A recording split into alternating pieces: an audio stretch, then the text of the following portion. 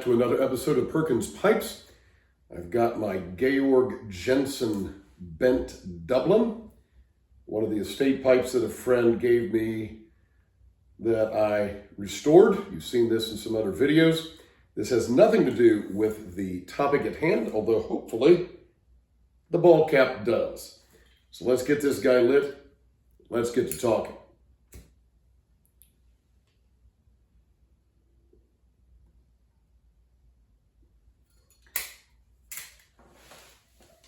Recently, there was some legislation coming out of England about smoking. I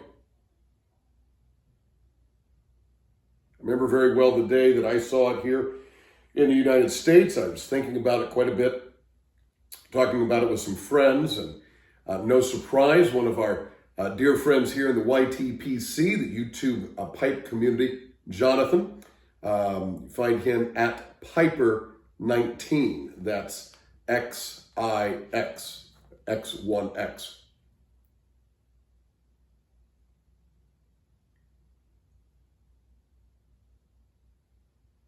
No surprise that Jonathan did a video about this. He hails from Yorkshire. And while, as he said in his video, it doesn't actually affect him because of age,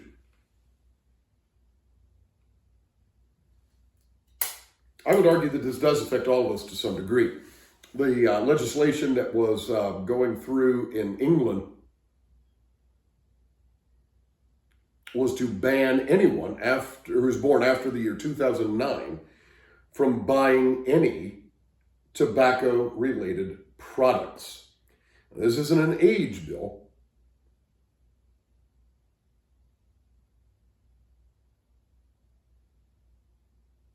Many countries have age restrictions based on for alcohol consumption and use of tobacco products. Certainly we do here in the United States.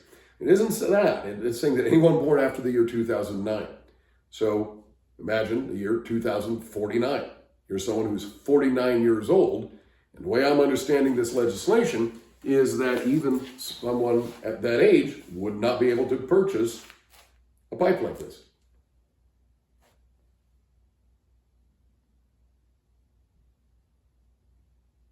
Or the tobacco there's smoke in it. And I really would invite you, and I'll try to link to it here, check out Jonathan's video. He speaks very, very well about this, and obviously that this is coming out of his country.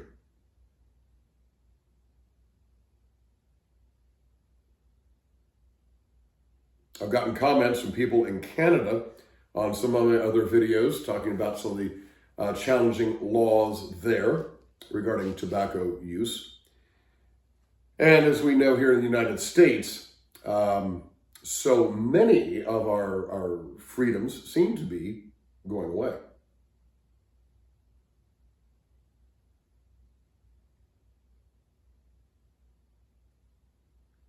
So I want to talk about what's going on behind all this. And if you ask me, my opinion on this is we are trying to legislate the return of Eden. We're trying to legislate the return of Eden. The Garden of Eden. You know, from the Bible. The idea of this perfect garden, this perfect environment in which God created Adam and Eve.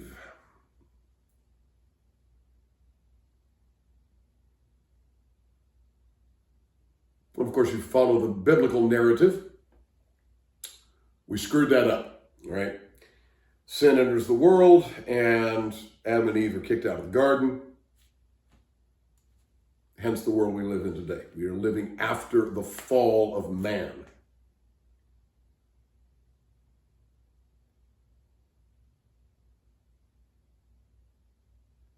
And it seems to me that we are always trying to legislate the return of Eden. It's a reasonable enough desire, I suppose, that we should want to live in paradise, that we should want to live in some sort of perfect world.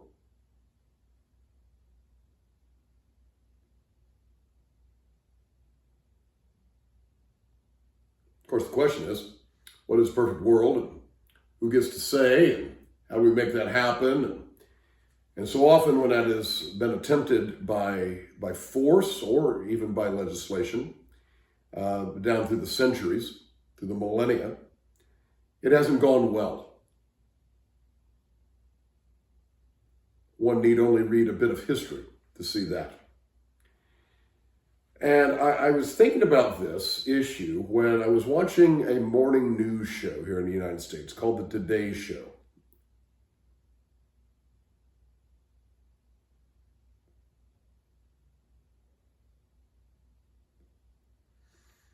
And the episode was dealing with parental burnout. Parents who just feel frustrated and at wit's end, need a break from the children. And one of the things that this particular episode was talking about was that parental burnout, despite being around children all the time, parents can feel lonely.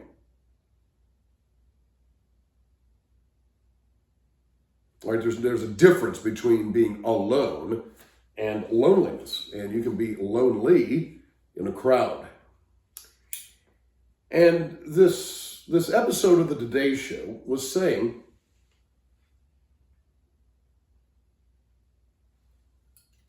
that loneliness, it was particularly bad, I suppose, leads to something like a 60% higher rate of deaths. So it's a very serious thing. Now, I'm assuming that most of us don't want to see other people die, which I suppose is what's behind this legislation in England about tobacco products. This is believed that people who use tobacco, that leads to greater numbers of deaths. And that to be discussed, has been discussed, many YouTube channels. Certainly people in the pipe community do not believe that smoking tobacco from a pipe is the same as smoking from a cigarette, and the cigarettes lead to more deaths. We're not going to get into the merits of one or the other versus in terms of smoking tobacco.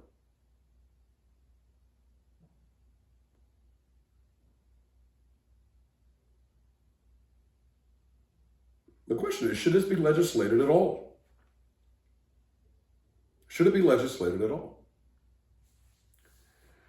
And I agree, we don't want to see people dying unnecessarily, but will you ever be able to legislate into existence a perfectly safe, wonderful world? Will you ever be able to legislate Eden back into existence? I don't think so.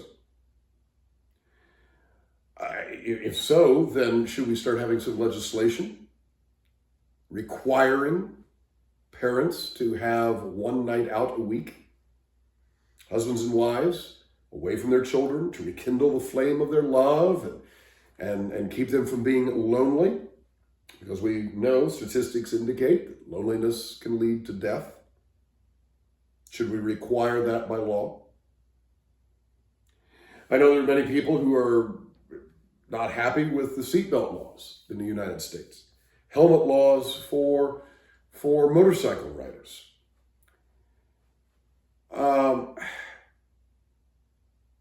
I'm all for a certain amount of look, murder's wrong. I think we can get behind that. Murder is wrong, right? And the societies have laws against murder. Societies have had laws against murder for thousands of years. This is fundamental. Right to property. Right? I think we can all agree that the person should be able to possess his or her own property with a degree of protection against theft.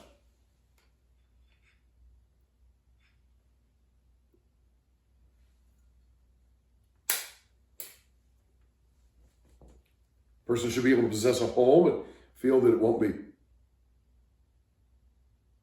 invaded, burgled, burnt to the ground through arson. Fair enough. And I'm all for such laws. No question about it. These laws like these are the backbone to civilized society. But is that what we have when we're making laws about thou shalt not purchase a pipe because we're concerned about how you might use it? And yes, I'm fully aware of the arguments can be made regarding handguns, and boy, that's perhaps an episode for another time. People know that I'm a gun owner, something of a gun enthusiast. I'm all for personal responsibility. It was a thing Jonathan, in his video, talked quite a bit about in terms of the tobacco laws. But from where I sit, when I see laws like the England's current tobacco law, when I see some of the gun legislation ideas being proposed here in the United States,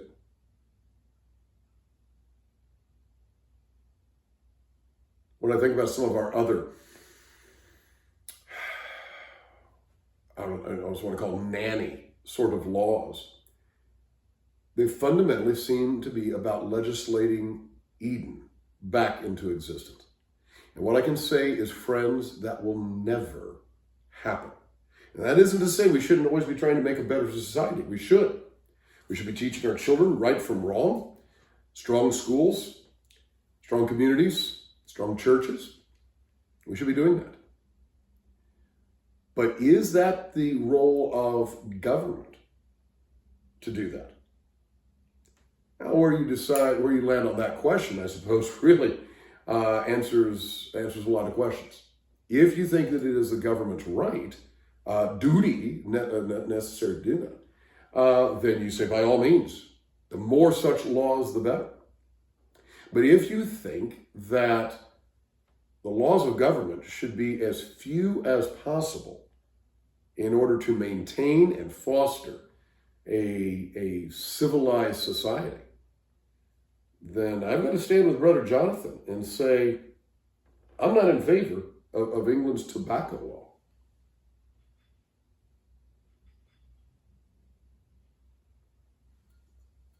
So tell us what you think. Certainly, if you like videos like this, we invite you to hit subscribe. We like talking about lots of fun issues here. Now, I think this is probably the deepest issue we've talked about on this channel. Hopefully it's not too deep. But I am very curious to hear your thoughts on this idea of legislating Eden into existence. As Malcolm Guite likes to say, I do these little things in order at last to do nothing. Or as I like to say in Latin, Parva ut tandem, nihil agam. Have a wonderful day.